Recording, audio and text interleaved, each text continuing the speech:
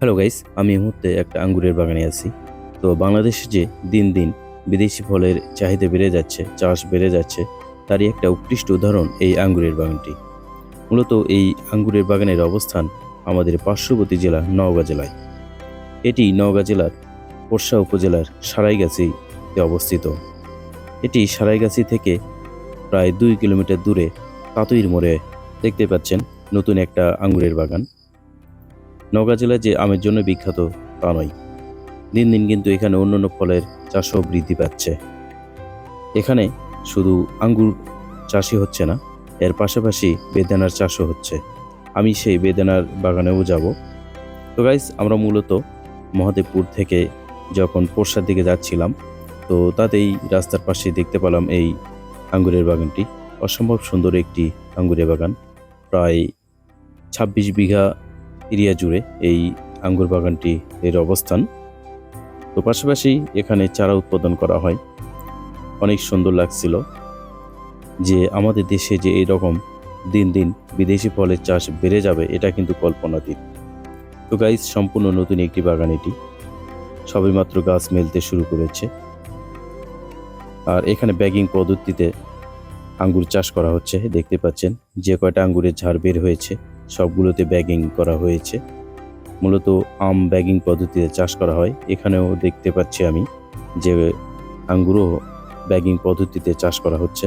তো যদি আঙ্গুর চাষ এখানে সফলতা অর্জন করে, তবে আমার মনে হয় যে পুরো জেলা জুড়েই এই আঙ্গুরের চাষ বৃদ্ধি পাবে। মূলত কয়েকটি প্রজাতির আঙ্গুর চাষ করা হয়। গাইস, এই প্রকল্পটির নাম স্বপ্নলতা Soyel charger and technology limited. এর কর্তৃপক্ষ অনেক আশা নিয়ে এই প্রকল্পটি বাস্তবায়ন করতে চলেছে। তো তাদের আশা, যদি এই প্রকল্পটি বাস্তবায়ন হয় এবং সফলতা তারা লাভ করে, তারা আরও সম্প্রসারণ করবে তাদের এই প্রকল্পটি।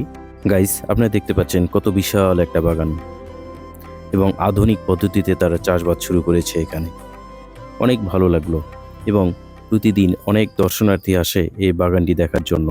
আর এদের পানি সেচ পদ্ধতিতে দেখেন কত সুন্দর তারা পানি সেচ পদ্ধতিতে করেছে। এটা পুরো এরিয়া জুড়ে এই সেচ পদ্ধতিতে তারা বাগানে সেচ প্রকল্প বাস্তবায়ন করে। দেখতে পাচ্ছেন আঙ্গুর ধরে আছে, যদিও অল্প পরিমাণে আঙ্গুর ধরে আছে, হয়তোবা প্রথমে এবার আঙ্গুর ধরা নিয়েছে। কেবল গাছের ডানাগুলো মেলতে শুরু করেছে। কত সুন্দর দেখতেই পাচ্ছেন। তো আমি একটা অবশ্য খেয়ে দেখেছিলাম, ভালো লেগেছিল এবং সুমিষ্ট লেগেছিল। ভালো লাগার মতো একটা জিনিস। এবং এখান থেকে অনেকে আবার গাছের চারাও কিনে নিয়ে যায় তারা বাড়িতে লাগানোর জন্য। এখানে হচ্ছে গাছের চারা বিক্রি করা হয় এবং চারা উৎপাদন করা হয়। কয়েকটি প্রজাতির আঙ্গুর চাষ হয় এই বাগানে, দেখতেই পাচ্ছেন।